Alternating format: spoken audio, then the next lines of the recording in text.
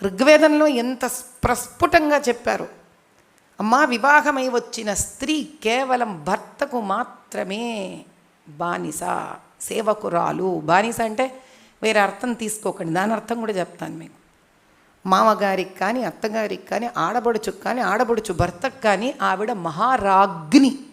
రాణి కూడా కాదు, మహారాజ్ఞి. ఎంతమంది చెప్తున్నారు పెళ్ళిళ్ళల్లో ఈ మాట? ఎవ్వరు చెప్పరు. ఇంటికి వచ్చినప్పటి నుంచి కోడలు మొగుడికి ఎంత సేవ చేయాలో అత్తగారిని అంత మెప్పించుకుంటూనే ఉండాలి. ఎక్కడో ఆ టెన్షన్, ఆ ప్రెషర్.